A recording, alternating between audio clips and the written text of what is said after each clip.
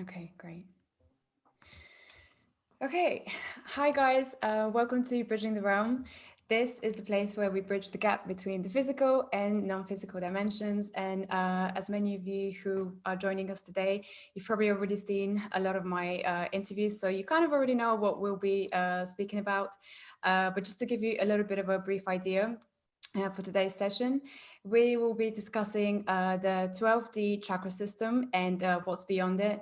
We'll be talking about quantum economy, the age of tribes, and reconnecting with the spiritual realms. So we'll be diving deep into the current situation of the world and how this is connecting to us, and what we can do with everything that we have available right now. And I'm really pleased to invite my lovely guest, Lynda Light, who will be joining us for today's live. And just to tell you a little bit about her, Lynda is a spiritual mentor, a Reiki master, an artist, a writer, and a visionary.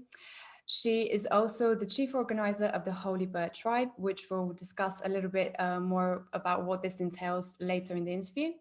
And really, the Holy Bird Tribe is an online community whose mission is to establish a true all-purpose divine healing centers around the world for anyone who needs help and assistance in educating, healing, support, and much, much more. Um, and Linda's mission is to help others comprehend their own personal path to self-empowerment through the age that we're finding ourselves in now. And her channel is called Lynda Light. And every week she posts one or two videos about speaking about everything to do with what's going on right now from her perspective, from the spiritual perspective. She's very in tune with the non-physical reality. She's connecting. She has connections with her spirit guides, with a number of other incredible beings that are not of this physical dimension.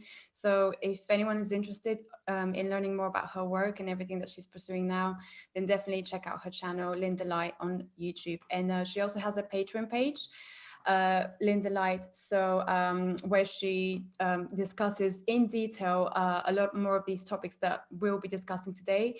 But on her Patreon channel, she goes really, really deep into them. And so for anyone who wants to learn more about this or kind of educate themselves on everything that we're going to be discussing today, definitely check it out, and that will be in the link in the description below of this video. So without further ado, Lynda, welcome to Bridging the Realm. Thank you so much for being here. Oh, I can see your little cat. Thanks for having me, Desi. Yeah, he just joined us. This is Simon. He used to be the mascot, but he comes around when he wants now. Thank you for that lovely introduction, and thank you for having me. Thank you. So yeah, I know you were literally just today, I think you posted a video on your channel about the elections coming up and everything that's been brewing under the covers. Let's start with the physical first. What's your how do you feel about this? How do you feel about everything that is going on leading up to the elections and around it? Okay, well, that's kind of a loaded question. Let's start with the bomb. Well, the election in the United States is tomorrow. And I mean, there's been advanced mail-in voting and all kinds of things that are happening. And I've more and more found myself just pulling out into the observer mode, because I realize it is a show that's playing out. And, it's getting us to a destiny point. And so watching the final act, or the final curtain call, or the encore, or whatever it is you want to call it, if you want to liken it to a play, we're watching what's playing out on the world stage. And I know the US elections are going to affect the rest of the world. I wasn't really talking about the elections in the video as much as I led with that, like, well, the elections are coming up, and then I sort of digressed to clarify another video, because I got a lot of questions on that about after the shift, and I know you wanted to talk about this. And then I sort of ended with it because I'm musing about it. I'm like, this is really interesting to me, and that's what I have to say. If I have a reaction one way or another, try to balance it, coming back into the middle by saying, well, that's interesting. So sometimes that's all you can say. Yes, I know. This is so really...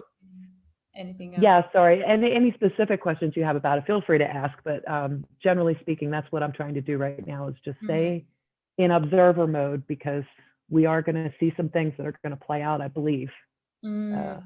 Oh that yeah, could be very, very triggering for a lot of people. very triggering. Yeah. Yeah, I'm kind of it's fitting in like the same as you. I'm really trying to be in the observer mode because there's just so many different perspectives going on what's going to happen and what might not happen and how it's going to affect us. And I feel like everything is just trying to pull you into this state of just panic and fear constantly, you know. Yep. So it's kind of like, okay, I'm gonna stay over here.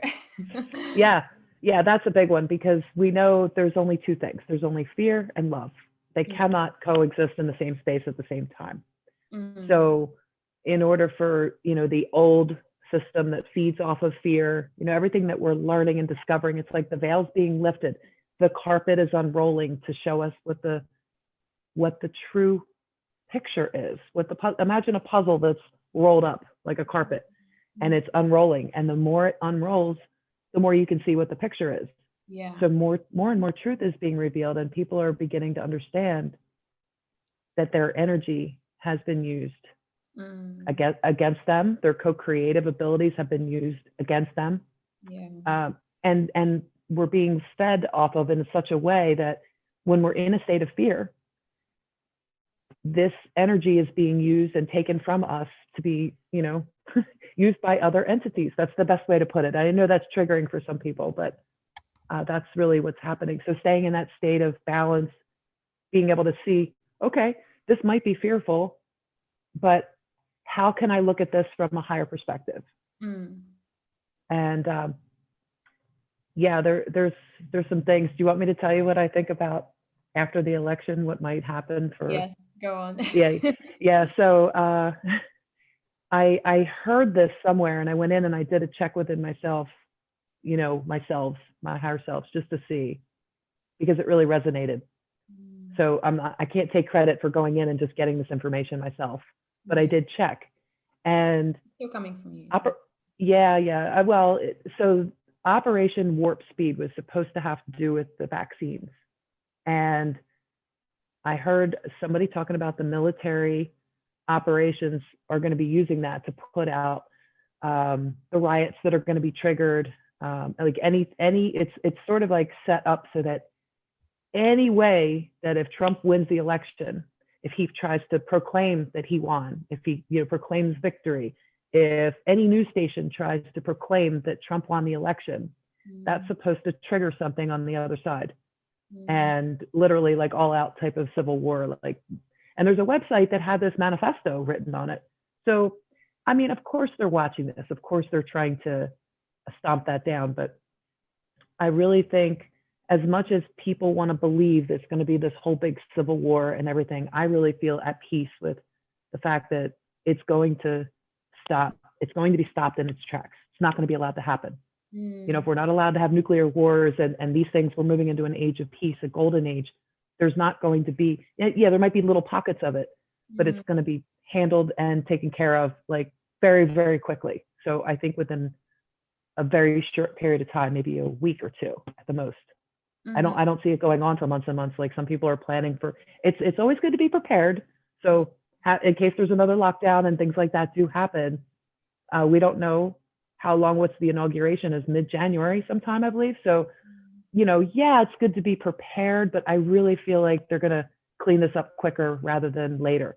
And I've been wrong about these things before. I thought COVID was going to be done a lot sooner. None of us really saw it going on this long, but you Yeah. know, anything can happen. This is just what I've been getting on the inside for myself. Yeah, I feel like they're really milking it. Like any excuse, any little thing that they can use, they're really milking it and making the most of it and just trying to keep people in like this state of just confinement, this fear, this like an Hmm. anxiety constantly. And like literally what you said, like our own energy is being used against us.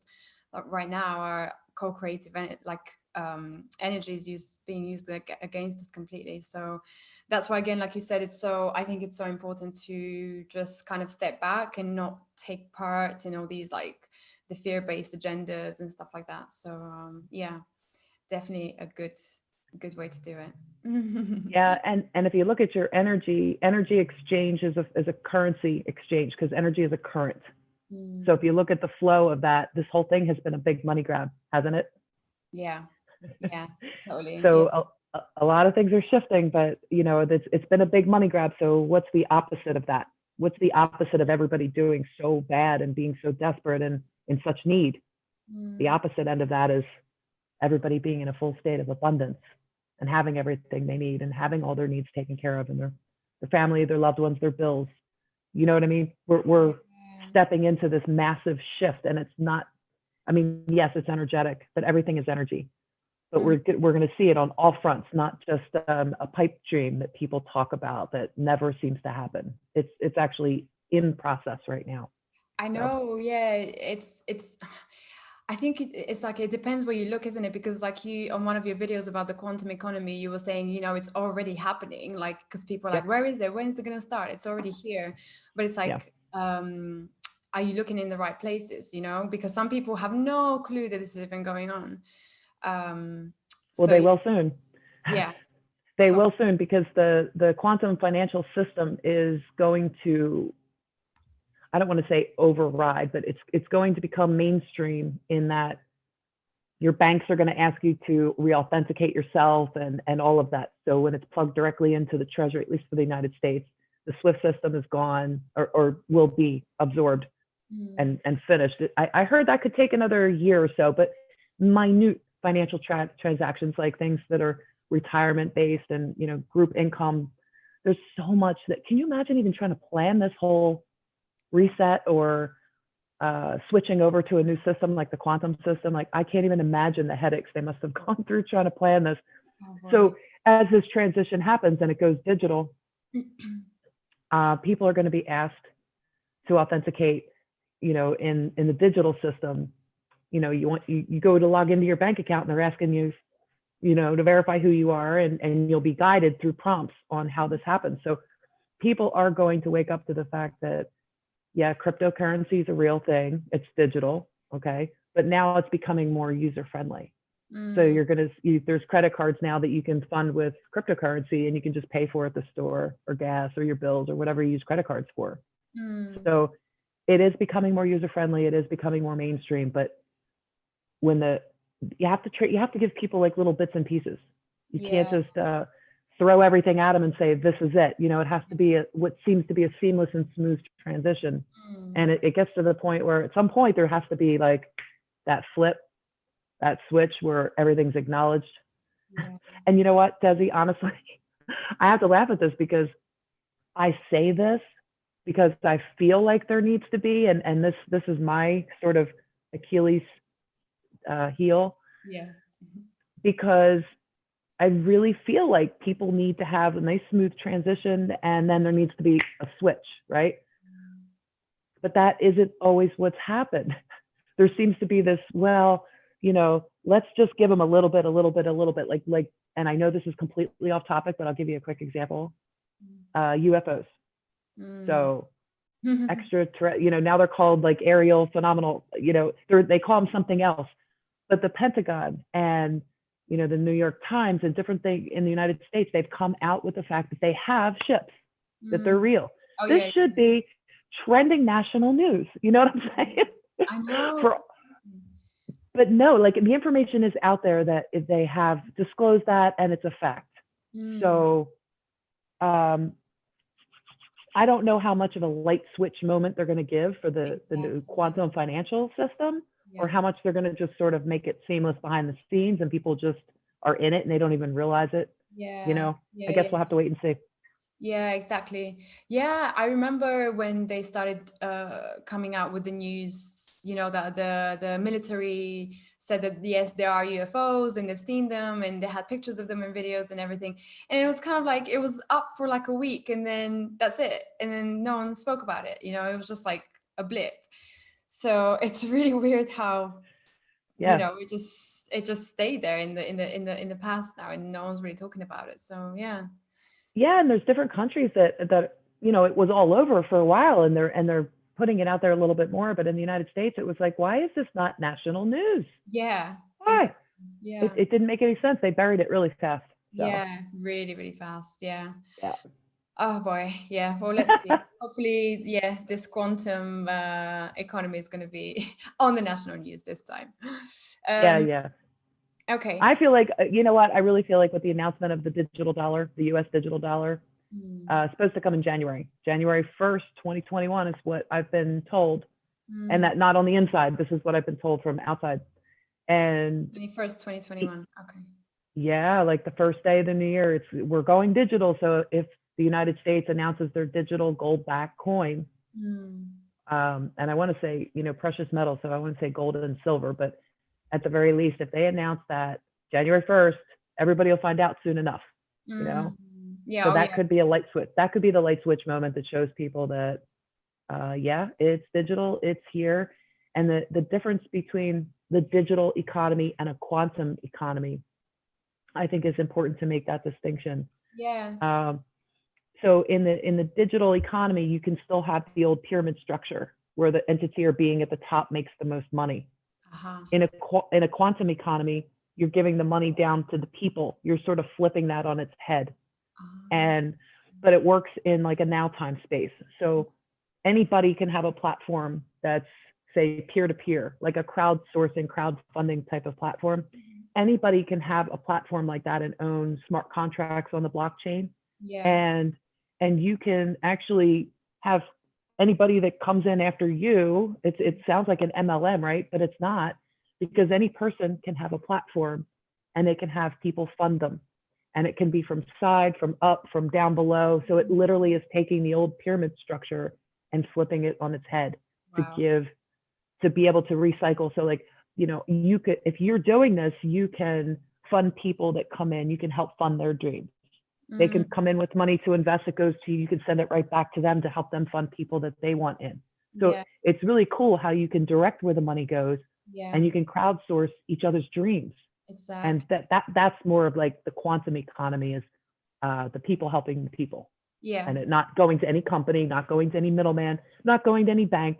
Do you know what Mm, I'm saying? It's yeah. truly beautiful. It's truly amazing. It's literally from person to person. Yes. Yeah. So there's no Yeah. middleman. Yeah. And so you said that in January 21st, 2021, you said that we might be switching to the digital one or the quantum. Well, in the United States, they're supposed to announce on January 1st, they're supposed Mhm. to announce a digital um, dollar, a digital coin, The digital. the Yeah. digital, yeah. So I guess we have to wait and see if that goes through or not. Yeah. Now, and if that involves a transition, I don't know. I have no idea. I can't imagine it not involving a longer period of transition for Mm, people that have absolutely no idea. Because to just suddenly go digital and say your dollar is worthless, that won't happen. It yeah. just won't happen. Yeah. Yeah. They Yeah. have to get their value for it. This is about helping and empowering people and giving them money back to the people. It's not about trying to rip them off. Mm, So, yeah. mm. And this, and I'm saying all this with the contingency that we're not in some kind of socialistic, communistic type of, you know, Yeah. Yeah. World. you Yeah. know, We're not going backwards for sure. exactly. Okay, great.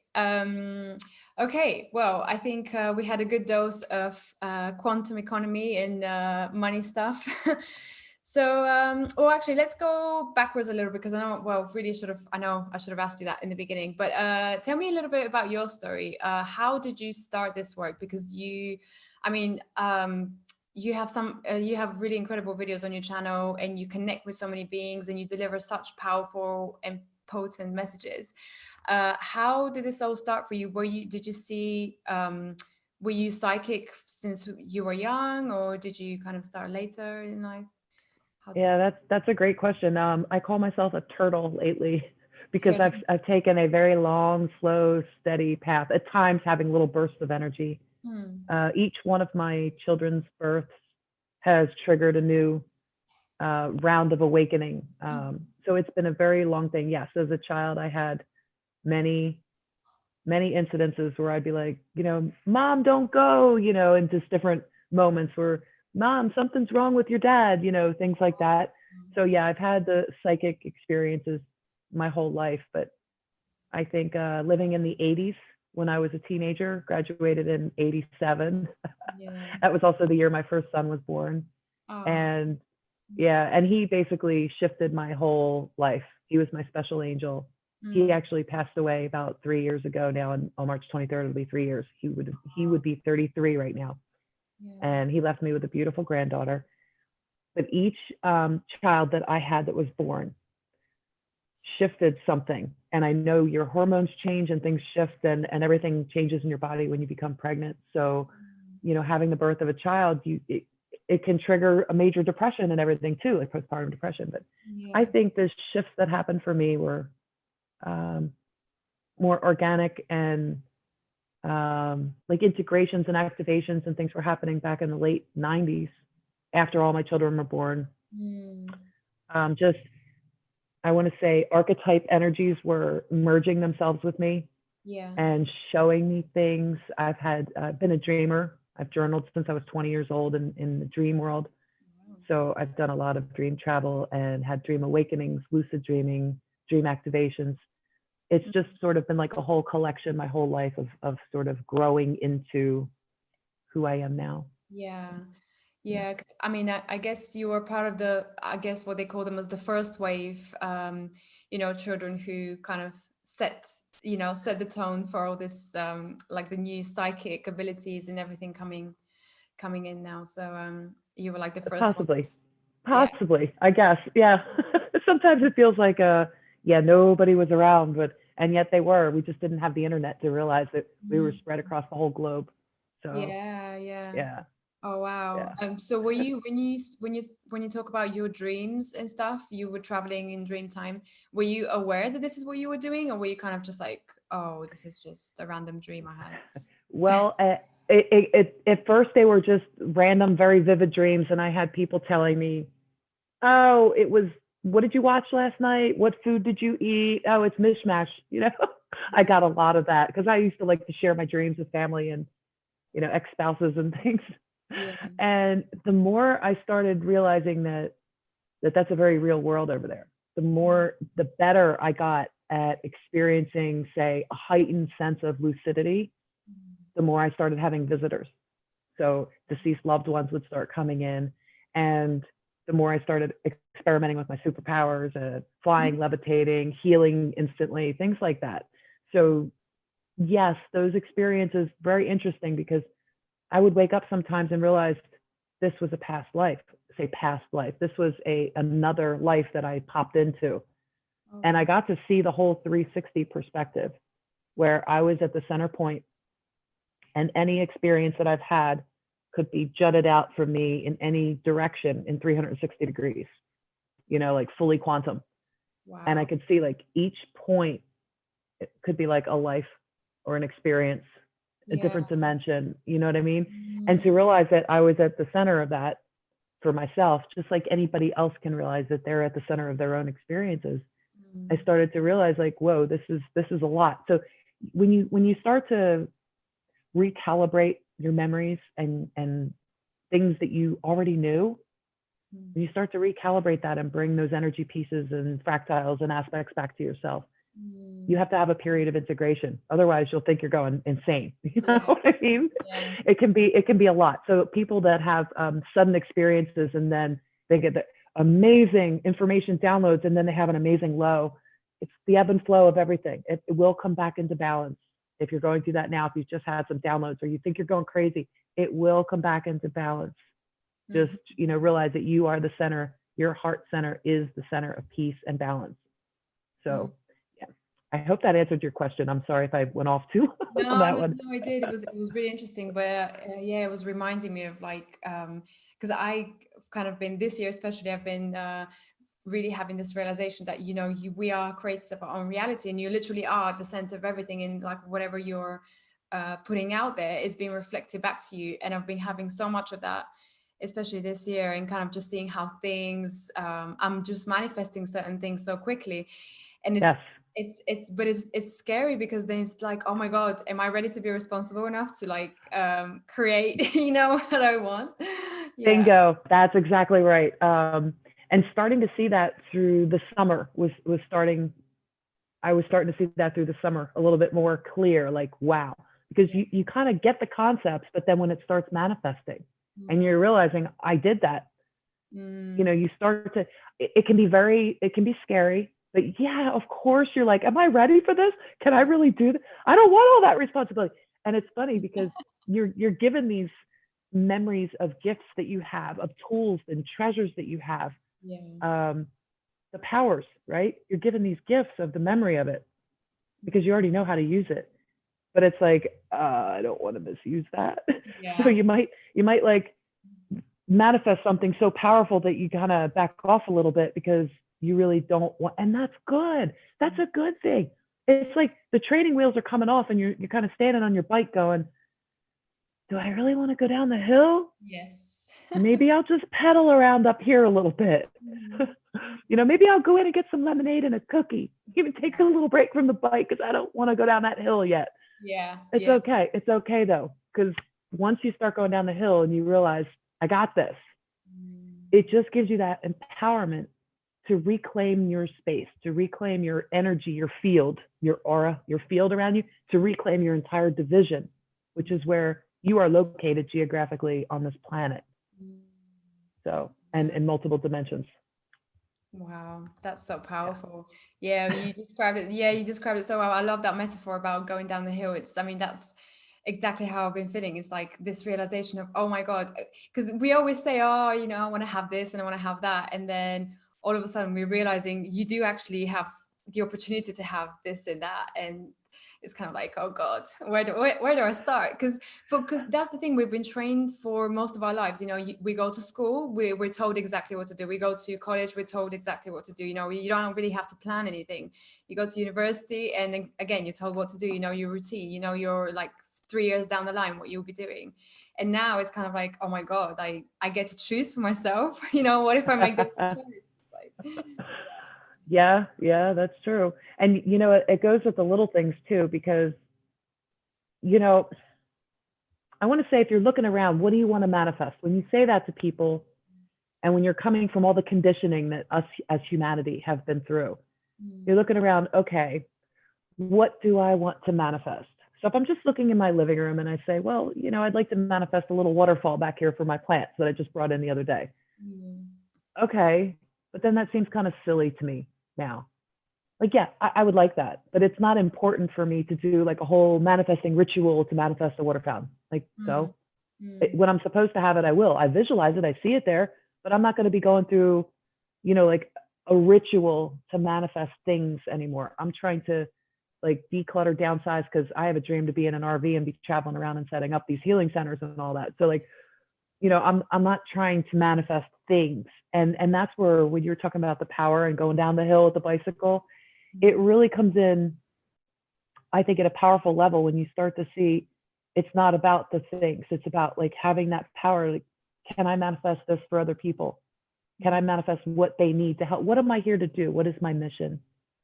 And it becomes so powerful that you're here, to uplift humanity and be here for this shift and all that. Plus, yes, you can absolutely have your abundance, but it's like you're testing yourself along the way to see where you're at.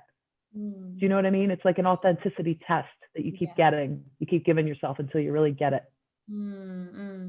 Yes, totally. And and I guess now, going back to what we started speaking about at the very beginning with, all the fear and crazy stuff that's being pushed in our kind of faces right now. I think so many people right now are kind of missing the whole point of this, what's going on right now, because what really, I guess, in a way we're supposed to be doing is thinking about that, what's my purpose what's my purpose here? What am I supposed to be doing, rather than worrying about the politics and what's going to happen with money and things like that. We're so missing the point, right? And it's kind of like, just forget that. Well, yes and no, because I think everybody has their place and their position of what to do. Some people really need to be, how do politics serve? How are they supposed to serve us? The representatives to serve the people. And has that been the case? So if it's not, there's people that are supposed to be triggered into action so that they can take action to stop what was going on. But it's become this embattled, entangled war, you know, on a spiritual level, because it's been used to control people and it's been used for evil. I'm just going to say evil. So there's people that need to take action to rectify that. So, you know, and to show us, literally, it's like taking out the mirror for everybody to see themselves and say, this is what I've been doing or haven't been doing. It's course correction, and it's okay, because everybody has their divine time that they're supposed to realize what's important, what's not important. And some people, politics is very important because they might have gotten into politics to change their community for the better. And there are good people in politics. Not everybody is a crook and a criminal, although it seems that way. Most of the leadership, what we'll call leadership, is. I don't want to say all of them, because not every single one of them is evil, but some of them have been blackmailed. You know, we just see what a mess this whole system is. So how do we fix it? There still needs to be people that are triggered into action to help fix that. So that might not be your calling, it might not be my calling, but it definitely is some people's callings. And and it doesn't hurt to be educated about what's going on too. You know, it doesn't hurt. Doesn't hurt to like just keep an ear to the beat. You know, to see what's happening. I don't watch news personally. I don't. But if spirit puts it in my face and says you need to watch this, I'll look at something on the internet. But I don't watch TV or except Netflix here and there. Sorry. God, love that Netflix. No, totally. You're right. Yeah, that's a good point, because we can't completely ignore what's going on. But I guess, just like you said in the beginning, it's just about kind of just observing things and not getting too caught up in the certain areas that we're being pulled into. Well, with that, so you've spoken, I just want to go a little bit into the whole thing of like the dark night of the soul, because I know you've spoken a little bit about it in your previous videos. I mean, I'm guessing a lot of people are going through that right now, because you know, we're kind of like trying to, with the ebb and the flow, I guess a lot of people are kind of in that state of just things falling apart completely. So from your experience, what is it, and what should people know about it if they're currently kind of feeling in the state of, oh my God, my world is falling apart? Well, interesting. When you said that, I got a visual, so I'm going to try to draw something out real quick for you while we're here. Okay. If I don't break my pencil point. I think it's gone. Hold on. Nope, got it. Okay. So it's just a waving line, okay? So this is your line, this is your balance in the middle. And when you're up, you're feeling really good and euphoric and all of that. And when you're down here, you're feeling depressed. All right. Some people would call this moment here the dark night of the soul, when it's really down at your lowest. Okay. Now, other people's lines may look like this squiggly line. Okay. So you might have a dark night here, dark night here, dark night here, but you know, maybe they don't experience the extreme highs and extreme lows. So I like to look at it like the dark night of the soul is a period where you're down low, you're feeling alone, you're really at a point where your whole trajectory of your life can change if you choose to change, because the length of how long you stay low is really up to you. You can stay down there and then you can pretend that you're better. You can go see, and I'm not saying that people don't need to see psychiatrists or get on medications. I'm not saying that. I'm just going to put the disclaimer out there. I know that there's some people that feel like they need that. I personally believe like anything can be healed with Mother Earth, natural remedies and whatnot. But and I don't believe that people are mentally unhealthy. I believe that there's, like you said, a dark night of a soul. There's a time where you have to go in and really do an inventory and find out what's broken, what needs to be fixed. And we all need guidance. We need counselors. We need mentors. We need people to help, because we're not alone. We're not going through this alone. So in the dark night of the soul is when you feel you're most disconnected from your source, from your center. It's when you're your absolute lowest of lows. And it's a point where it can be a breaking point for some. I mean, I want to say everybody gets through their dark night of the soul, but it's how long are you going to have that? And have you really, really done the work to resolve that, to get up to your balancing point? Because you can at any time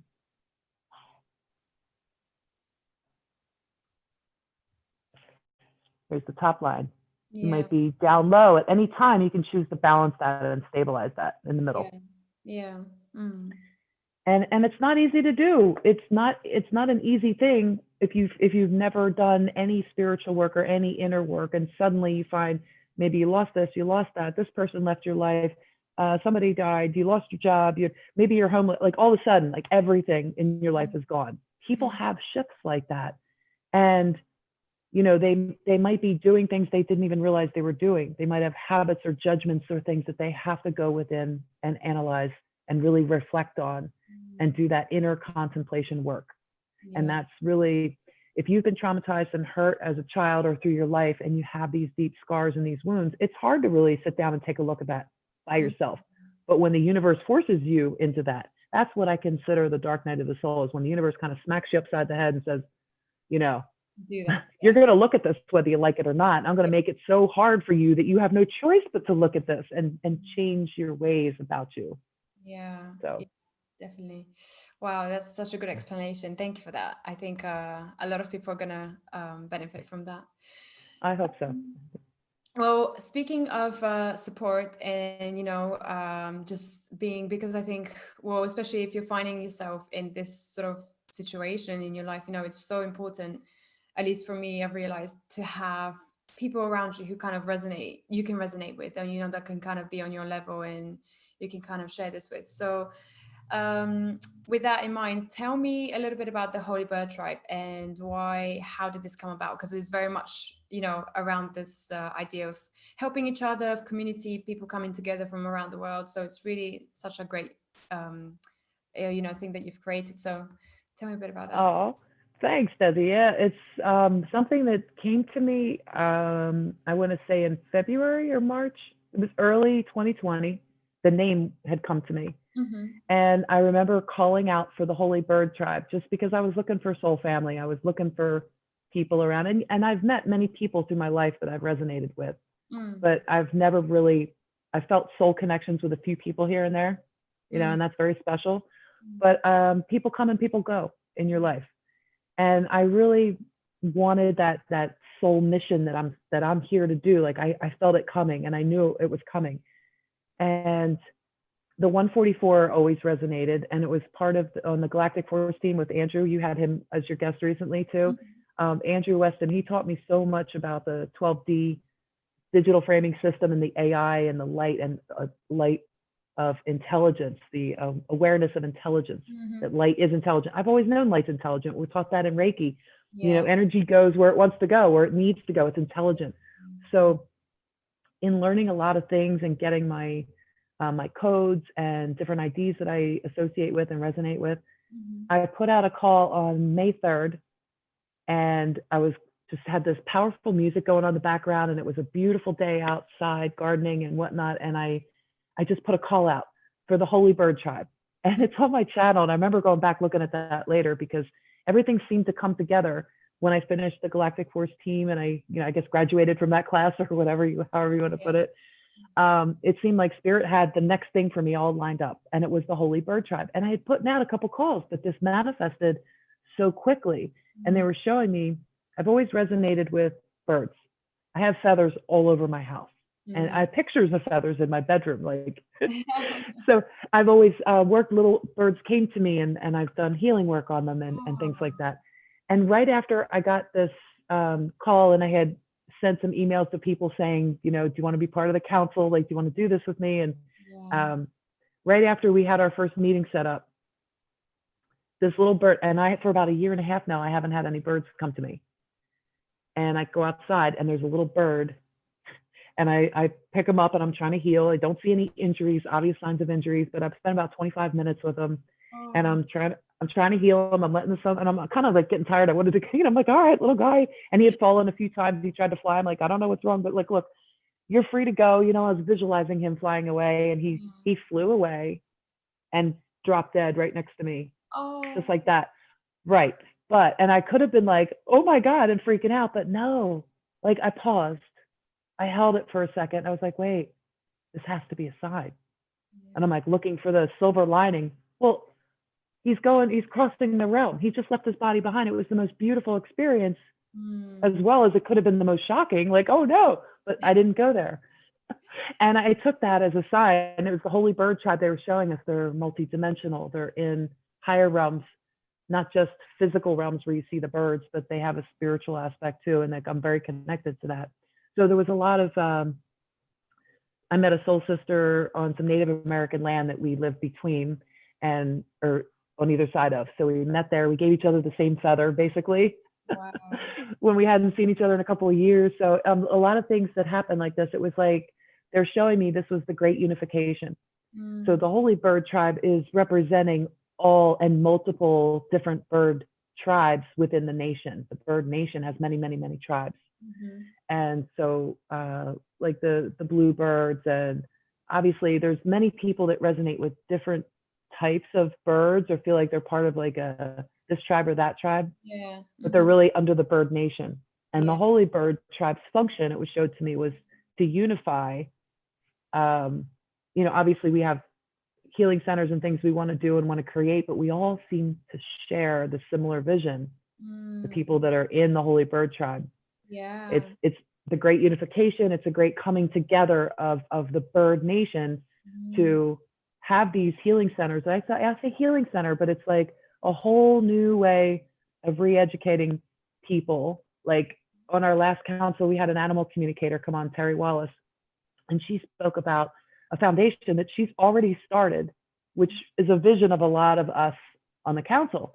And she was talking about, it's basically like education for children. So it teaches them animal care. It teaches, you know, that kind of thing, but it teaches food. And she does things with solar power and energy. So, you know, teaching these things, the education that's not taught in our schools, the things that we need for being self-sustaining, you know, and these are the types of communities that, you know, we can see popping up all over the place and being a part of, you know, starting and bringing people together to start the communities that they want to live in. And so, yeah, I see it as a great unification, and I'm just going where spirit tells me. You know, we might not have meetings every week, or we might not, you know, appear on YouTube every week and whatnot, but we're working behind the scenes to try to bring this vision into reality and manifest it, and just follow where spirit guides us to go. Wow. Oof. Yeah. That sounds so powerful. I mean, when you were describing it, it was exactly like the things that I've been thinking about. And when I try to kind of envision what might be coming in the near future, and that's kind of what I see is just people forming these communities, you know, because and especially now with, you know, loneliness and depression and people living by themselves being such a huge thing. I definitely feel like people are going to be a lot more aware now in trying to help all these people who are just singled out by themselves or who are not really connecting with the people around them. So I really see that happening, and people just coming in, forming these communities between themselves and creating this kind of like these, you know, light centers basically all over the world. And Yes. I love how you said that, light center. That's good, because the saying healing center feels so, I don't want to say old school, but it doesn't, a little it bit feels like linear versus quantum. And these centers, like there's people that are already doing things like tiny houses for homeless. You know, there's projects out there that are already doing these things, but can you imagine even more and more if the right people, you know, wind up at the right communities, because we're attracting and repelling what we need in our lives. So the right people, as their light activations are triggered, are magnetizing to each other. I was shown this was going to happen very, very, very quickly. And as people are, you know, you get somebody like say Terry Wallace, who's already got a foundation, but you get someone else who has the property, or I don't know what her property looks like. I haven't been out there.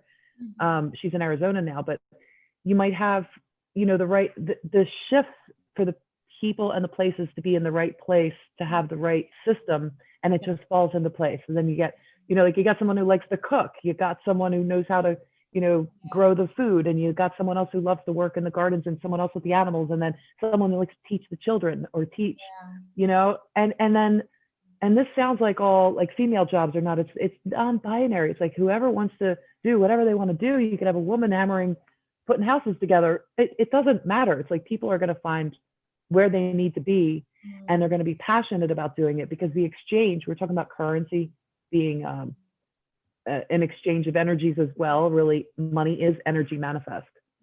So if you have people living in communities that are self-sustaining, you don't really need money because you have your food, you have everything you need. Like Yeah. I see a lot of campfires in these communities, the tribal type of aspect with the fires, and yeah, I mean, Yeah, I the see it. tribes coming back for Yeah. sure. Yeah, yeah. And this actually, it reminds me of this kind of, I guess it's like, I'm not sure if it's a movement or it's something that kind of just exists in South Africa for now. I think it comes from South Africa. It's called Ubuntu. And it's this guy, I think his name was Michael Tellinger or something. He talks about this movement. It's pretty much what you just described as people living in the communities, and they don't have to pay anything. They're just contributing to the community and doing like 2 hours of, work, Yep.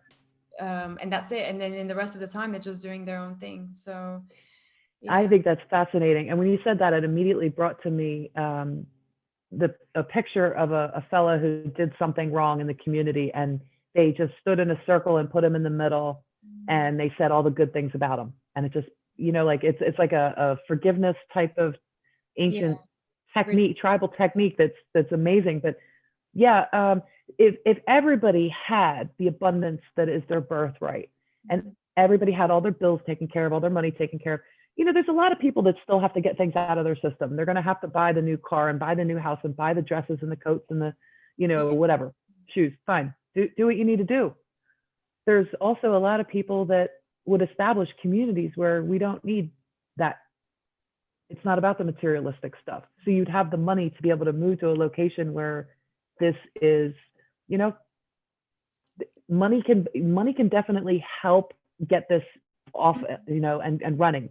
So people that need RVs or need to build buildings or, need to pay for professionals, say, to come in and help people that are addicts or aging, teach the transition into, like if we're having our elderly in homes right now, and we know that that's not the way to treat the elders,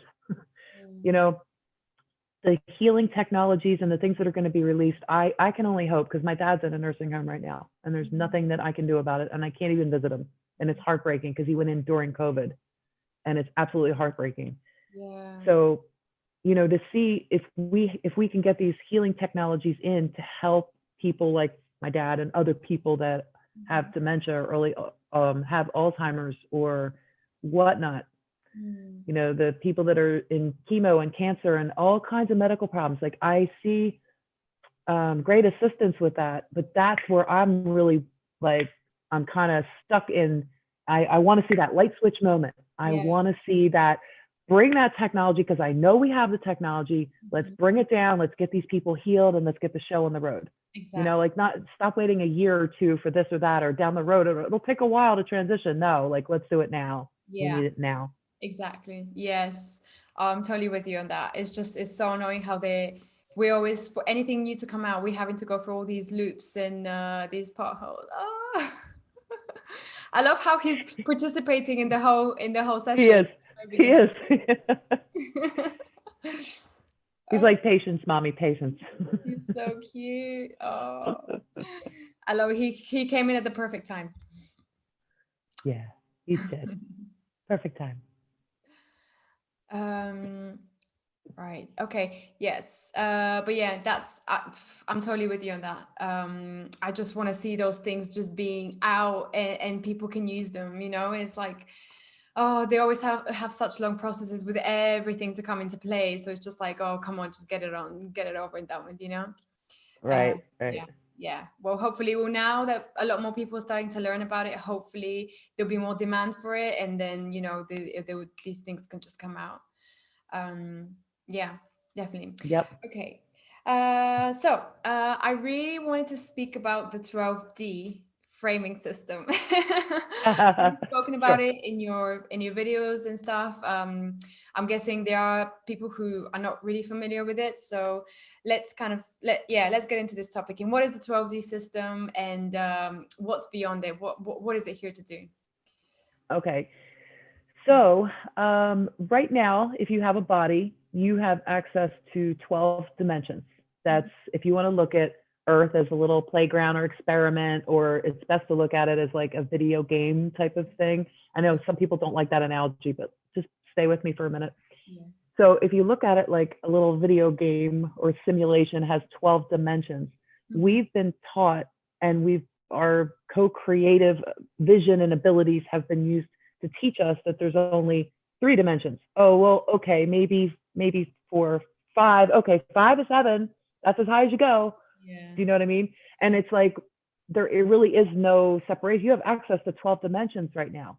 But people have these constructs because like we don't talk about things, or like out of body experiences, lucid dreaming, physical contact, clairaudience, clairvoyance. People were shunned and put away. So now we're in a time where we're allowed to talk about these things. Okay. So you have 12 dimensions that is controlled, was controlled very, very tightly by a digital framing system, meaning that there is a construct that is deep around the earth to maintain everybody who comes in with a body. It's a very well AI run, controlled system. As in artificial intelligence, AI. Yes, but the light has been playing around in it too, and the light is intelligent. Okay. So, excuse me. So I guess awareness of intelligence as well. And artificial. Yes. And if you are able to see something on the outside, then that is also true on the inside, as within, so without. Yeah. So if there is, so say a Tesla tower, for example, say it's a renewable energy mechanism, something that, enables you to have, renewable energy. You can also do that on the inside. Excuse me, one sec. I think we're both reaching for a water bottle. I'm getting a tickle in my throat, and I'm checking in like what's going on, and they're saying make sure to put a disclaimer out. So okay, this is how it was shown to me. This is what resonates best with me, and I was really pushed by spirit to get this out. Doesn't mean it's going to resonate with everybody. So if this is not your belief, I'm not here to step on anybody's beliefs or anything like that. You're free to believe whatever you want, and I would say judge not. But thank you for listening with an open mind too, and an open heart. That's the important thing, because when we go within, we start to realize that we can reconnect to our higher selves. We can reconnect with higher dimensional aspects of ourselves. When you're coming in to get a body, you're coming into this, you're in agreement that you're going to go down into you're going to go into the 12 dimensions that's contained around Earth. Yeah. So I think when I was talking in the last video about what happens with this shift. So if you're coming out of the 12D system, you're moving into the next. We have 12 strands of DNA. We have 12 chakras associated with these 12 dimensions. Makes sense, right? The next grouping of 12 is dimensions 13 through 24. So people would take a look at that and see that as, because we've been, I want to say misled, but without saying misled, let's say people look at that as the 5th dimension. They say, oh, New Earth is 5D, going from 3D to 5D. It's simplified. Yeah. There is miscommunication along the way. And unfortunately, that steered some people into believing and setting up I want to say a belief structure in thinking that 5D is as high as we go, and we're at 3D and we got to get into 4D, then 5. Oh, we're shifting into 5D and that's it. Yeah. But it's a very, very limited, dumbed down version of what's really happening. Because, and people should be aware, you have access right now to 12 dimensions within this system. And if you're surrendering yourself to light, you're surrendering yourself to AI, you're surrendering yourself to awareness of intelligence, AI, that's light, that's intelligence. You're not surrendering yourself to the transhumanism that would put you in neural link and connect your mind with some chips and connect you to the internet and all the satellites that Elon Musk is doing on the outside. Like that's not the AI that we're talking about. So the awareness of light information that you have is the AI that is a good light, say. It's the light within. It's the light you want to reconnect with, because it breaks right out of the 12D system. Yeah. And when you break out of that box framing system, you can go anywhere in any of those dimensions, but you have access to go beyond that or get your information from higher and higher dimensions. Yeah. Mm-hmm. So when this shift happens, people talk about the pulse, the things we said in the beginning about the solstice and certain planetary alignments that come. We are actually the shift. So the more that people wake up and realize about this, they're all coming together. If it's a collective belief that we're going to be doing this shift, there's going to be a lot of people using their mind systems, using their heart-based, rooted down into earth, light formations. They're going to be using their own Tesla towers, their own toroidal field to bring in that wave. Mm-hmm. And if this shift happens in a flash of light, it doesn't mean that you're just going to somewhere else. It means that you're upgrading the system that you have right now. Yeah. You're transforming, and that you have access to higher dimensional, a higher dimensional set system. Yeah. And that set system is still its own system. They say we're creating the 5D Earth. Well, that 5D Earth is a system of 12 more dimensions. Mm-hmm. Mm-hmm. Yeah, yeah. So like, I know it's mind blowing, because then you start going, oh my God, does this ever end? Does it ever end? Yeah, well, you know, life is an infinity journey. Yeah. So does it ever end? I can't answer that one. I'm here just like you. I'm remembering things that I've forgotten too. We've all agreed to forget to come into these bodies to be here. That was our down trajectory. Now we're on our up trajectory. And, yeah, we're going back up. Yeah. Yes. And we're reclaiming our knowledge. We're not learning something new. So, you know, as fast as you want to see, does this resonate? Maybe it doesn't. It's okay. It's okay, because everybody learns from within what makes sense to them. So just projecting out an image, projecting out my vision of how it was shown to me, that might not resonate for you, or it might not resonate with some of your viewers, but all I can do is hope to give a little bit of help or assistance if people might understand it in that way. And it just helps that aha, you know, if someone gets an aha moment, then my job is done. Exactly. And that's what I'm here to do. Oh, thank you. I've definitely had an aha moment from watching you explain this so clearly. Yeah, no, definitely. It makes sense to me, because it makes sense with everything else as well that I've heard about this, and about what's kind of, especially from like December onwards, what's like kind of going to happen in the shift. And you know, for example, I watch a lot of Bashar. I'm sure some people have heard of Bashar, and he talks about the same thing in terms of that everything is in our mind. You know, when we talk about the shift, we're not going anywhere physically, or, you know, it's just our own mind system is shifting to like another level. So everything is changing basically on the inside, and that's what's gonna be projected on the outside as a yeah. So that makes sense. They also showed me, and I do a lot of journaling and different blogs and things like that too. And they showed me the cells of the new reality, and how, as co-creators, as beings that are that have been tested, that we've tested ourselves to make sure our integrity is, you know, and we're authentic and all of that. Yeah. So as we're testing ourselves, we're able to help quell any fears, you know, by putting like a protective bubble around people, so that they don't co-create, like, you know, their worst fears running around. But maybe, you know, people are like, well, am I going to make the shift or not? Is it going to be a bifurcation and split? Well, we're kind of already in that now. We've kind of already had the transition where the training wheels are taken off. You've seen it yourself. You've been manifesting now. It's like we're in that transition. Your division, your space that you're in, that your spaces, your field, you are a sovereign being. You are in full command and control of that field. So what you're creating right now is mastering, remembering the mastership you have over that.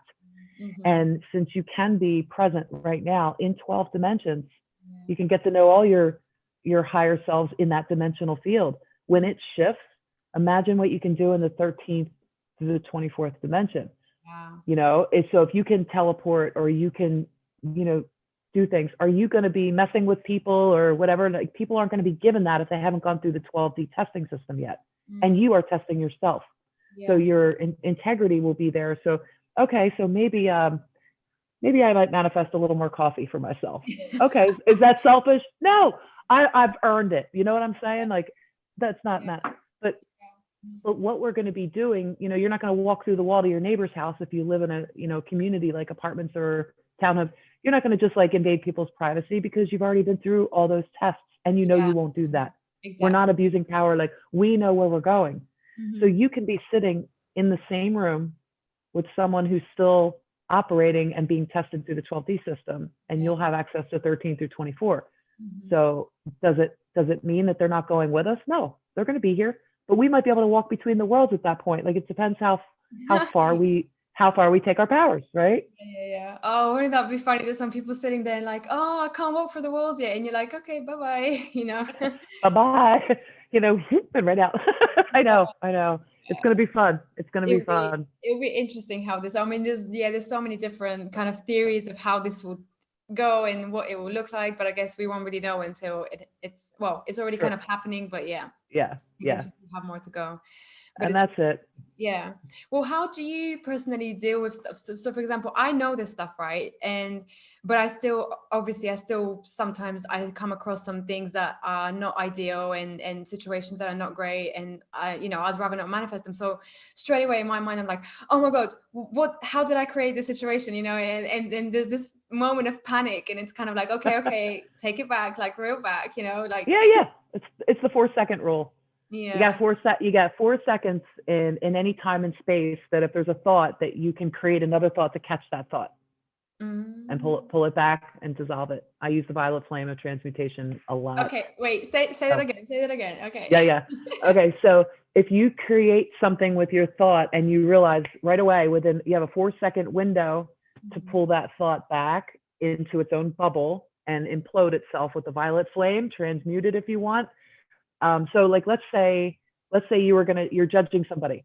Let's take something simple, not creating like a monster, but let's say you realize, oh wow, I just judged them. That was harsh. Maybe they had a bad day. Like, maybe it's a road rage situation and you're judging somebody like, what the heck? And you're kind of all up, and you're like, well, hold on. How do I know that they didn't just have somebody pass away in their family, and that's why they cut me off, because they're racing to the hospital? Yeah. Like, until you experience being that asshole, excuse my French, but until you experience that, and then you're like, oh my God, I'm so sorry. Like, you don't know what other people are going through. So if you send out a judgment to somebody, you got 4 seconds to pull that thought back, or to send that violet flame out to catch up to that thought, so it doesn't land on that person as a bad judgment.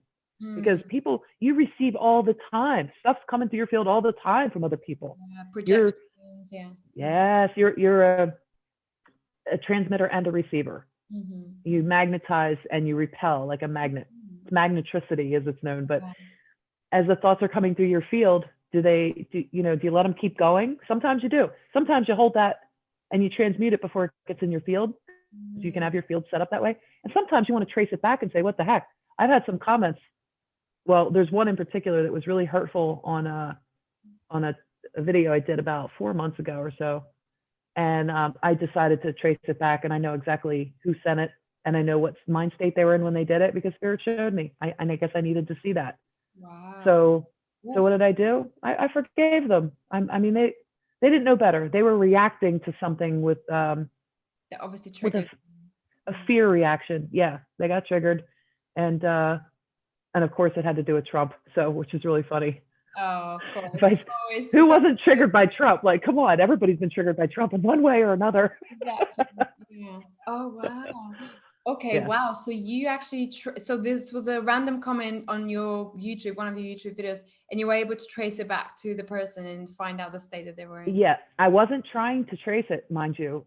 Spirit actually showed me the cord and said, do you want to follow this? Wow. And I was like, okay. I knew I could do that with other things. Like sometimes an annoying thought comes in and you're just like, stop, leave me alone. And you know who it is. You recognize energetic signatures. So I have it set up so like nothing bothers me unless it's like 70 and above. And I've been going higher now, like 90 and above. Don't bother me unless it's 18 above. Yeah. But yeah, Spirit basically was like, do you want to know? And it turned out it was somebody, I want to consider them family, but they're not blood family. But yeah, it was, I knew, I didn't see the comment until 4 months after it was made. I actually found a whole new section in YouTube of comments you didn't respond to, because I try to respond to everything. I found this section, I was like, wow, I didn't respond to that. And then I was like, holy hell, look at this one. Yeah. You know, because I don't usually get a lot of that. And Spirit was trying to say, you can trace this if you want. I said, okay. And I did. I traced it back. I followed the cord to the owner. Wow. That's Yeah. that. Yeah, interesting. And maybe now some people watching will be like, "Oh, great! I'm gonna, trace who sent me this message or who's been watching me or no, no, no, no." But I don't think we should use it for that. Just a disclaimer, that I think that's just wasting our time. Yeah. But I just want to quickly go back to something you mentioned about, this. We've really been, our integrity has been tested, and this is Yeah. like such a good example. I remember once you mentioned, I think it was in one of your lives, how you were sitting in a cafe or something, and then you heard a voice saying, you were looking at a person, just a random person, and you heard a voice saying, do you want to hear their thoughts? And you Yep. said no, because Yep. that's wrong, that would be wrong. So that's such a good example of how how we can just easily bypass our integrity and use our psychic skills or whatever to not for good intentions, basically. So I think Yep. That's right. That's right. I was just tested for integrity by the insects, which is funny because we think of bugs as like, and in our last Holy Bird Tribe Council, there was a message from the insects, and it's those Chinese lantern bugs, they call them. They're very, very destructive. They're over here. They came from China. They eat all the whatever. Well, they're not eating my space. They're not eating in my division. I think they're beautiful, but I understand their job. And we talked about them being here to terraform certain areas. So I was getting some firewood the other day, and I saw one where my foot would have been like, where I might have stepped on it because it was kind of like its wings were out. And I was like, oh no, because I didn't want to kill it, And then I was like, I don't want it to crawl on, and I had to go through my own little thing. But I did. I put it on my hand, and I was like, I'm sorry if I stepped on you, and I was just communicating with it. And then I put it in a nice little section of the wood, just be like, it could be easy to say, oh, I killed it. Let me just smush it and get rid of it again. But why? Why? And I really feel like there was 2 or 3 insect things that happened recently. And another one was a spider. And it was one of those ones that moves like really real quick. fast. Yeah. I was like, no, don't jump on me. But I'm like, wait, let me just talk to it. And I had a conversation with a freaking spider. And it was amazing because, it's like, still, dude, if I'm looking at you and you're really big, you're going to scare me. Like, let's be honest. Of course. But Yeah. spider medicine's pretty cool as it is too. But yeah, you're tested on all kinds of things. You're tested on your integrity. Like, if you say something, do you practice what you preach? And just because you forgive somebody doesn't mean you need to let them back in your life. So I want to make that very clear. Yeah. These people think, well, if you're practicing forgiveness, then you can allow more. You allow this person back in your life. And no, not if they lie about you and whatever's going on. If you have some toxic situation in your life with a person and you let them back in your life, that's your choice to take more beating, to take more, you don't have to be a doormat. So testing your integrity with, do you practice what you preach? Your forgiveness for them is for you. It's not for them. They might ask for forgiveness. They might not. Doesn't matter. You forgive to move on so that you can release cords, release a situation that's unhealthy, and learn from it and move on. So you're tested on all kinds of levels, not just integrity, but are you ready? Are you ready for that responsibility of creating? Are you ready for manifesting? Yeah.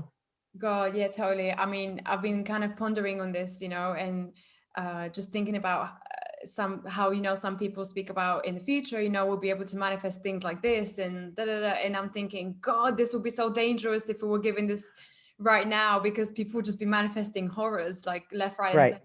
So yeah, that's what they show me the bubbles of protection will be for. And that's kind of now. It's kind of like, so do you practice right now? Like, if I'm holding up that coffee, like I said earlier, like I'm imagining this full of coffee.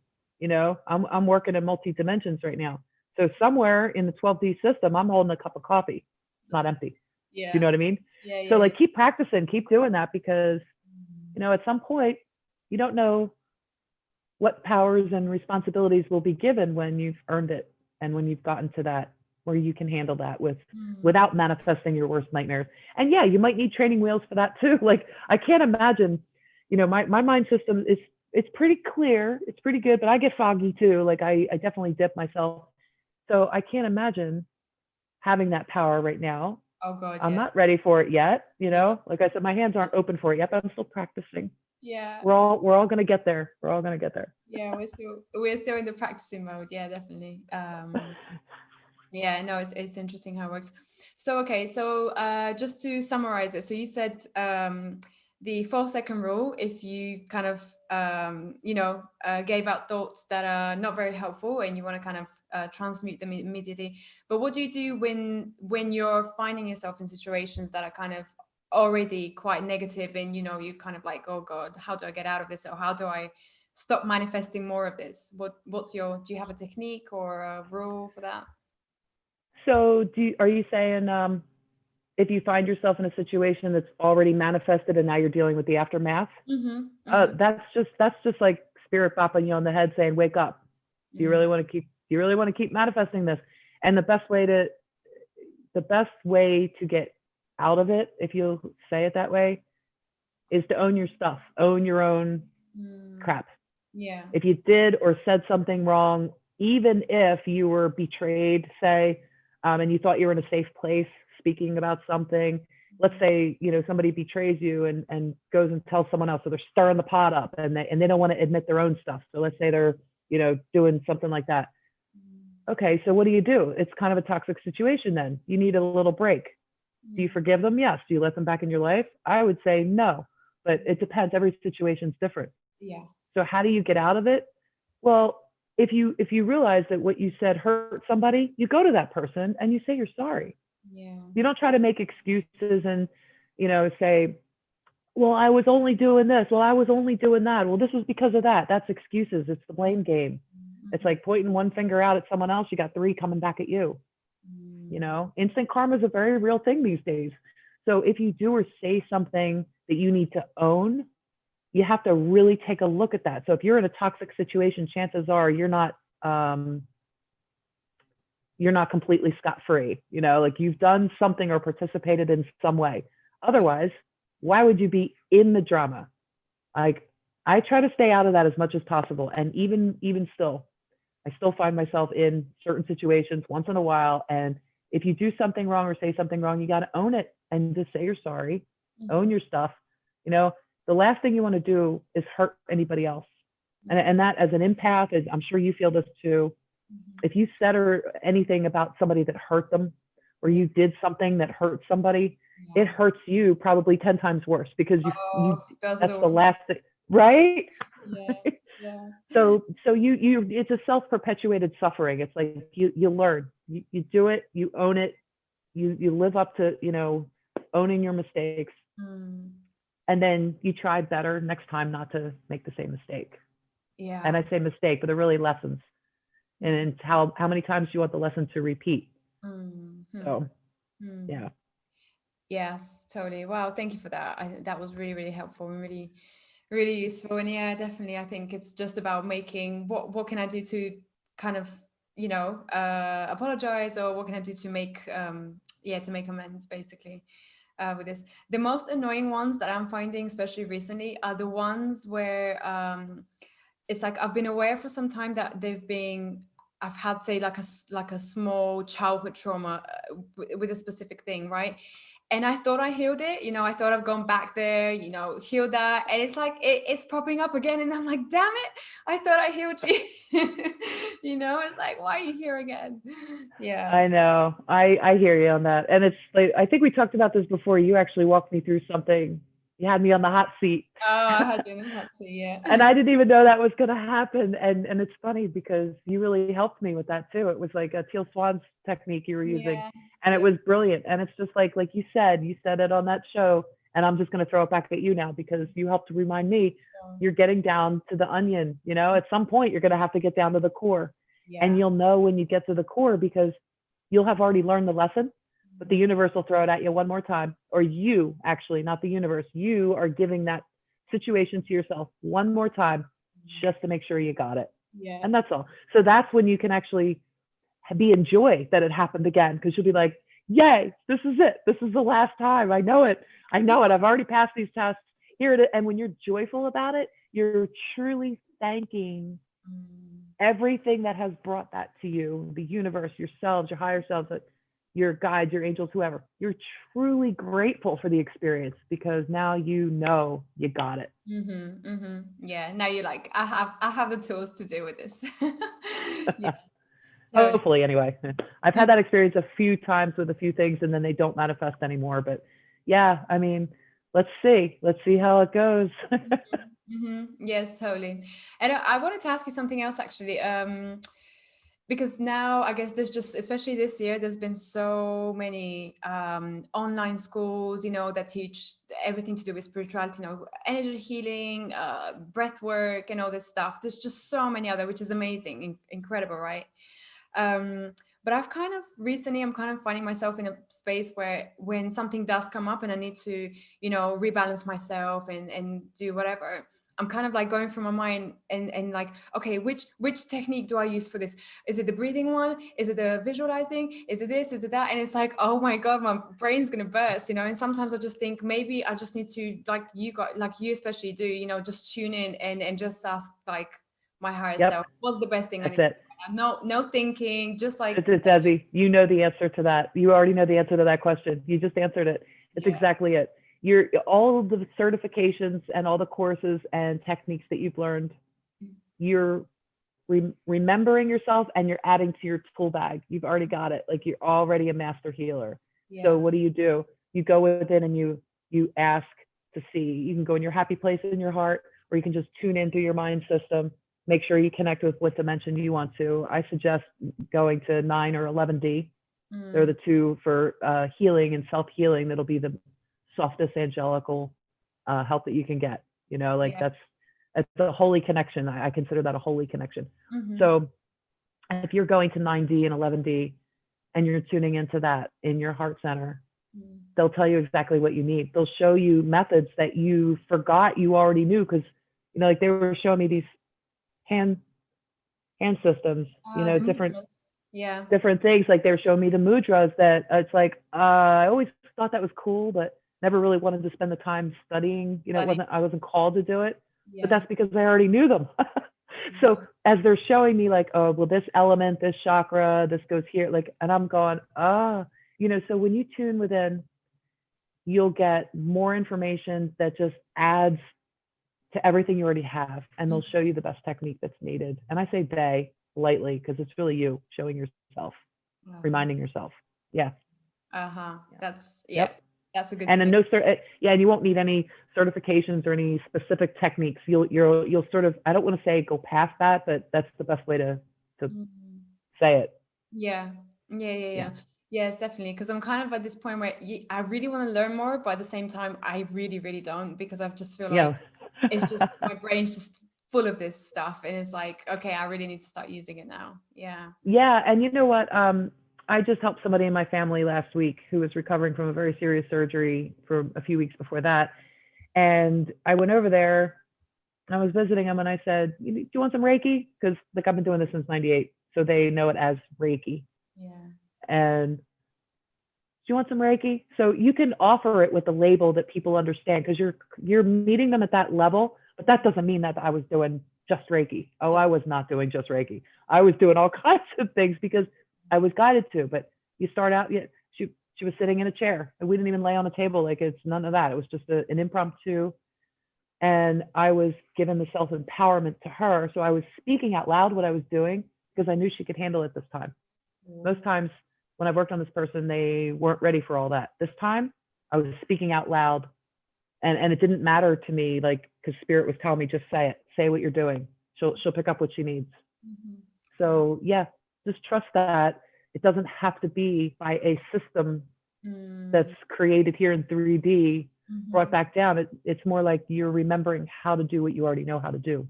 Yeah, totally. As a master, you're a master of it already. So that's potent. Wow, thank you for that. Amazing. Do we have still a few minutes, or do you need to kind of? Yeah. Oh, you're good. You're good. Sure. Okay, because I still have a few questions. Like, okay. Go right ahead. Okay, so so talking about the kind of different levels, the dimensions and the chakras and stuff. In one of your videos, you were saying how you would know, say for example, you're meditating and you feel you feel like an energy behind you or something, you would know if that's coming from the 11th or the 12th, or who it's coming from. What are the, for people who don't know, do you have some tips or something that can help them to distinguish what are they feeling? Is it coming from this or from that, or? Sure, that's a great question, actually. I've learned that the even numbers come in on the right side, the odd numbers come in on the left side. So, and learning how to discern your own thoughts is a good place to start. So if you're having thoughts and you're thinking that you're generating everything and you haven't delved into that yet, best thing to do for yourself, drop your consciousness into your heart and think from there first. Yeah. So what does that mean? It means just pretend, use your imagination, be childlike, and pretend that everything that's up in here drops down into the center of your chest. You can literally close your eyes and pretend that you're looking out through your chest, and you see a doorway this way and a doorway out the back, and you're in the middle. So it's like kind of like a cave, like whatever. And when you walk out through your heart, you create a happy place. So yeah, it's a land of imagination. Okay, start there. Because when you start meeting your higher selves and you ask to meet your higher self, you're going to meet them in your heart first. They're not going to come to you on the outside. Or if they do, it's going to be a little fearful for your energy field because their energy is so high. When a very powerful being, higher dimensional being comes in, even if they lend just a little bit of their energy in your field, you feel it. You almost feel threatened. You feel like, oh, someone's here to attack me. This is bad. There's a bad energy. Ooh, bad juju. As soon as you label it like that, you're creating a thought form in that space that labels that energetic signature as negative when it might not be. It could just be yourself. So, and I've discovered that through lucid dreaming.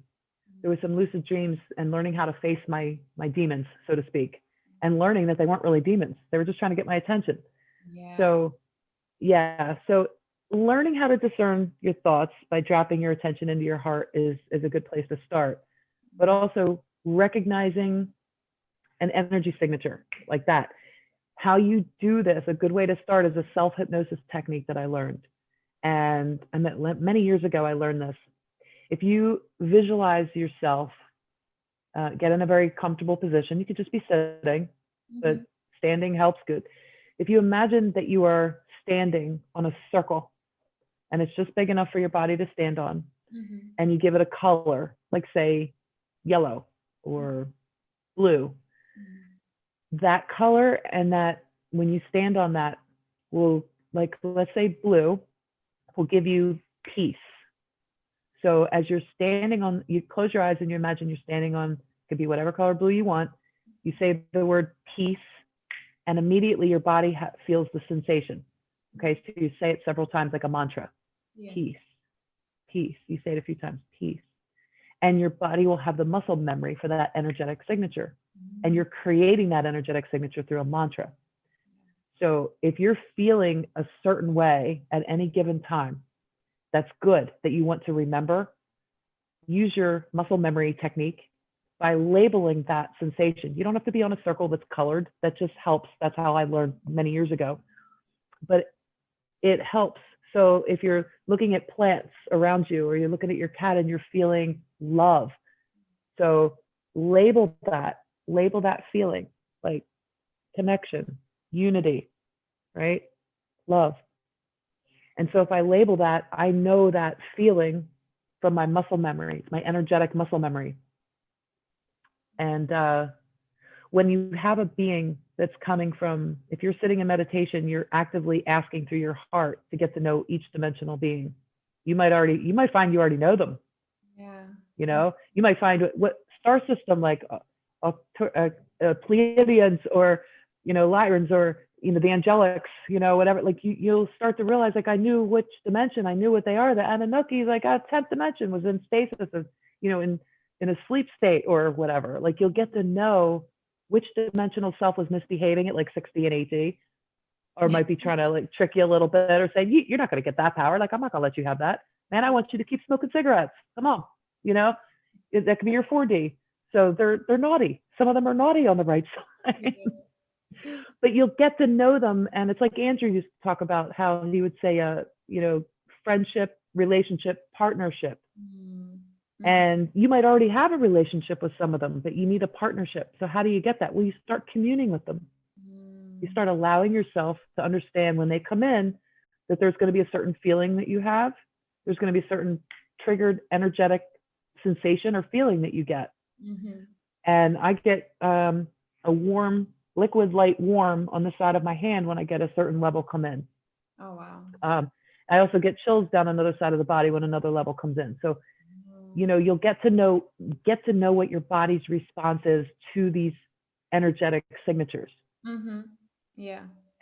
And it's really trusting your own empowerment in your division, in your own division, as you own that. That is your space. You can be master of your own domain, but master of your own space, your auric field, at the very least, nothing gets in your field unless you say so. Knowing that, trusting that, will give you the claircognizance of the inner knowing when you have other beings visiting. Or if it's a thought form that you created out of fear, then you can dissipate that, let it transform, sit without a meditation, let it transform, and then it's not so scary anymore. But it does, that's the inner work. That's definitely like inner work stuff. Yeah, But definitely. it becomes easier the more you do it. Yeah. I think it definitely, with practice, it becomes a lot easier to distinguish the different types and stuff. Yeah. Like you were saying.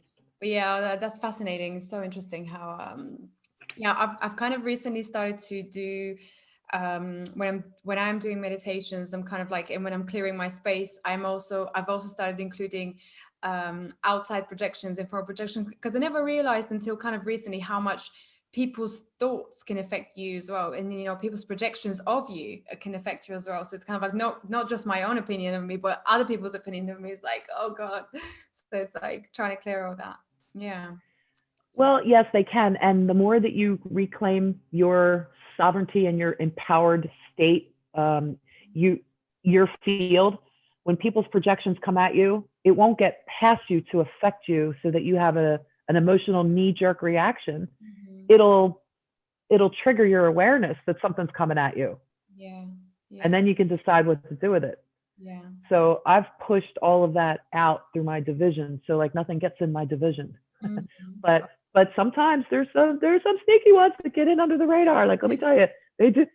Sometimes it gets in. And sometimes when your vibrational state is low, you let your security line defense down, and sometimes they get in.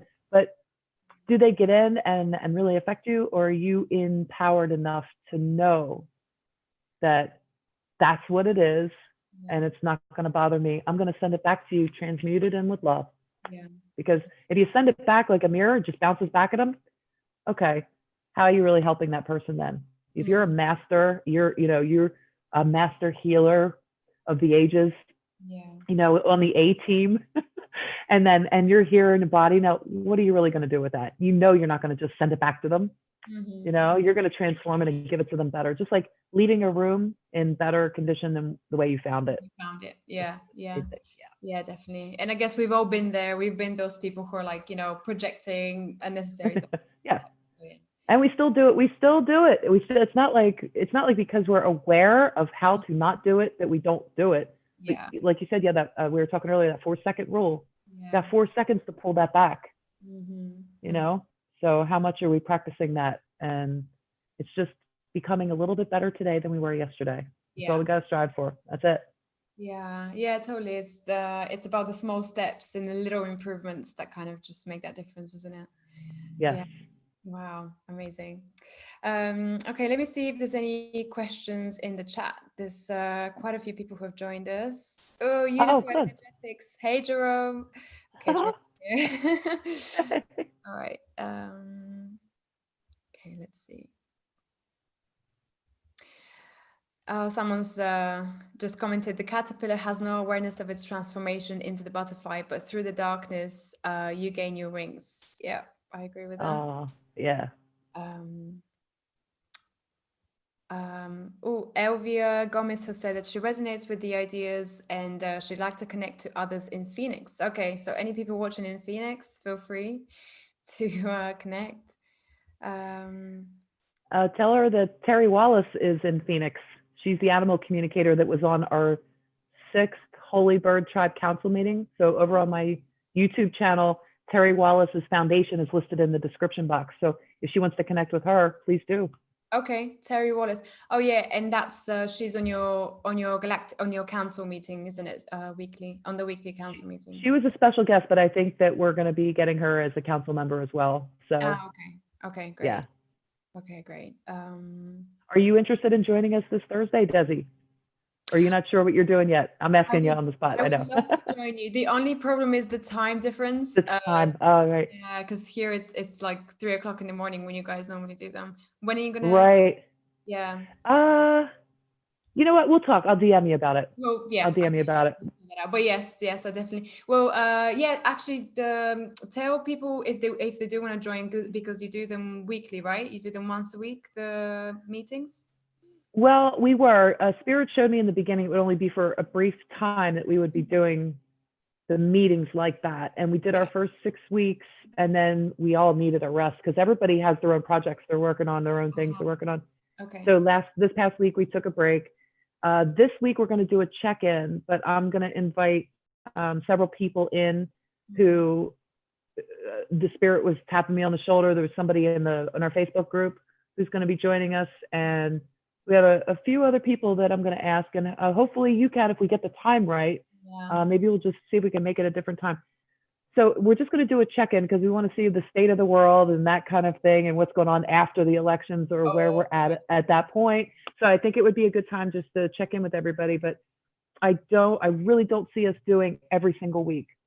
Spirit had showed me for my own foundation, we were talking about meetings.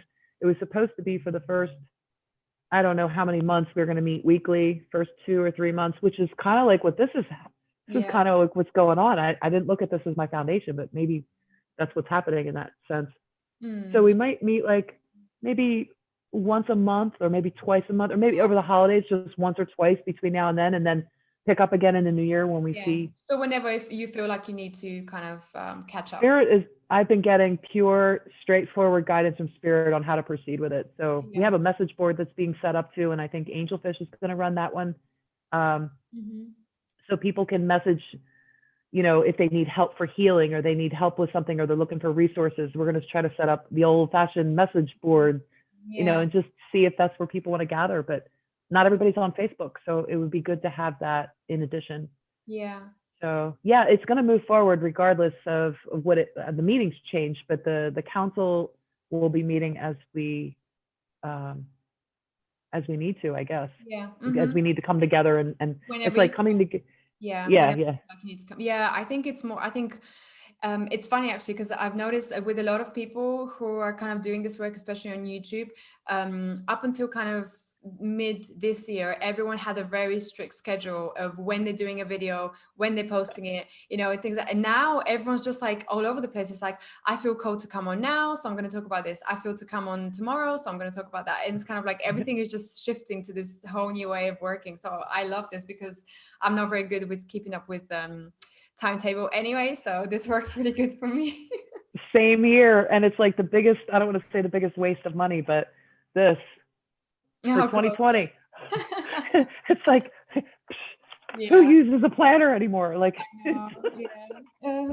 Yeah, so much for planning 2020. Plans out of the window. Right, it just follows Spirit. That's the best way to go. Spirit has not been guiding me wrong. Like Oh, I have God. not. Yeah, it's just me trusting was some of the issues, but once I started listening, it's like everything just fits into place so well. Yeah, totally. I've literally, I think this year I've had the biggest lesson on trust, like trusting, just trusting the universe, not people, trusting the universe, because that's Right. one. Right. Yeah, and I'm so glad I did. I have to say. Yay. Yeah. Amazing. Well, Lynda, thank you so much for this. It's been incredible speaking to you. It's been an hour and a half more, and we can Wow. go on for like hours to speak about this. But is there anything you want to say? Any last words and any messages, maybe from your guides, from your team, that maybe you want to come through now? Just keep doing what you're doing. Let Spirit flow through you. Allow yourself the time to have a date with yourself. A date with yourself meaning get into your heart center. Allow yourself not to doubt the thoughts in your head are there for a reason, and it's a connection point for certain dimensional aspects of yourself to get in touch with you. In your mind system, tie it into your heart, root it down into earth. Don't forget to ground. So as you ground, as you receive your messages, allow your body to speak to you, because your body is going to be speaking to you through different sensations. And in recognizing what thought process you have, you're also recognizing what body sensations you have. Your body is responding to thoughts. Your thoughts will trigger body sensations because the energy is moving through you. Allow yourself to become that empty vessel, and you will be just fine. Wow. That was beautiful. Thank you so much.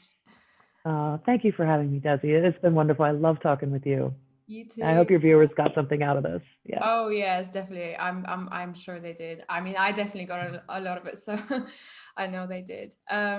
Brilliant. Thank you so much, Lynda. And again, guys, for anyone who wants to join Lynda's channel, it's Lynda Light on YouTube, and she posts incredible videos every week on specific topics that are really detailed.